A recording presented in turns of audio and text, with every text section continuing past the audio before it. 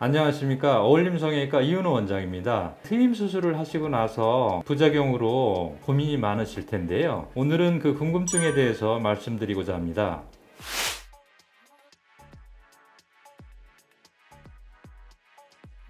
전에 시행된 수술 방법에 맞춰서 결정하게 되는데요. 복원이 돼서 몽고주름이 형성이 되면 몽고주름 안쪽에 있는 흉터는 가려지기 때문에 해결이 되는 것이고요. 몽고주름 바깥 흉터는 6개월 정도 지나게 되면 개선 효과를 나타나게 됩니다. 앞팀에 그 흉터를 갖고 있는 분들이 계십니다.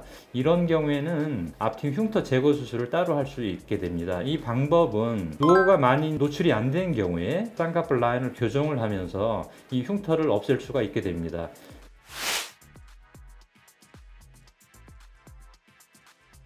과도한 몽고주름 제거 수술로 인해서 앞쪽에 그 누오가 많이 노출이 되는 경우에는 날카로워지는 눈매가 되기 때문에 누오를 닫아주면서 뾰족한 그 끝을 라운드하게 만드는 그런 수술 방법이 되겠습니다. 그렇기 때문에 몽고주름 재건 수술만으로 눈이 작아지지는 않습니다.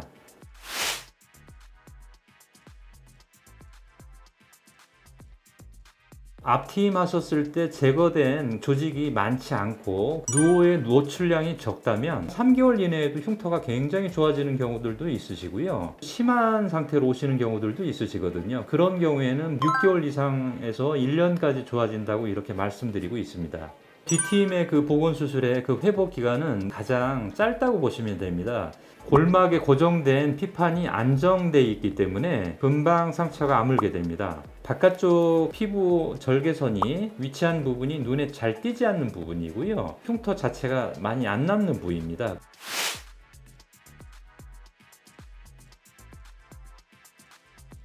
복원 수술이라는 것은요, 망가지거나 바뀌거나 한 것을 원래에 가깝게 재건하는 수술이기 때문에요, 상당히 어려운 것은 사실입니다. 몽고주름에 3차원적으로 복원을 해야 되기 때문에 어렵습니다. 앞팀을 복원을 할 때는 여분의 피부가 필요한데요, 그 피부는 특징이 단단한 조직에 이렇게 붙어 있기 때문에 당겨오기도 어렵고요, 여분의 피부가 잘 나오지 않는 부위이기 때문에 복원 수술이 어렵습니다.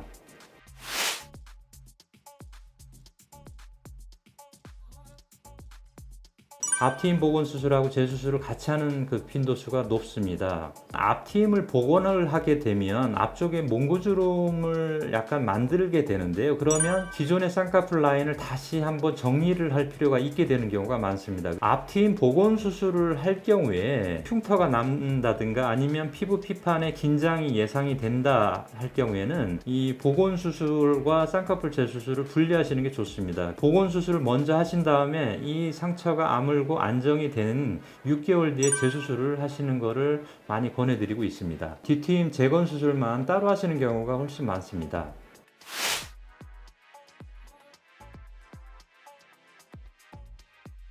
앞트임 복원 수술이 가장 어렵습니다. 그리고 그 다음에 밑트임을 하실 경우에는 하안검 절개가 필요한 경우가 있기 때문에 이 경우도 조금 어려운 경우에 해당이 되겠습니다.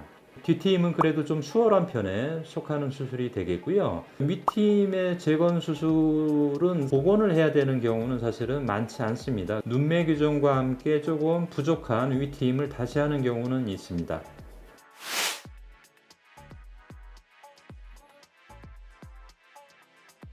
앞트임 복원 자체가 불가능하다 하는 경우는 없다고 보시면 되겠습니다. 단지 과도한 조직을 제거를 해서 누오가 너무 많이 노출이 돼서 복원을 하는데 필요한 그 피부의 양이 부족하다든가 흉터가 너무 심한 경우가 해당이 되겠고요. 두 번째는 하안검 쪽에 아래쪽으로 절개를 해서 아래쪽에 그 피부를 많이 잘라내는 수술 방법이 있었습니다. 그 방법을 하신 경우에는 아래쪽에를 그 복원하는 방법은 굉장히 어렵습니다.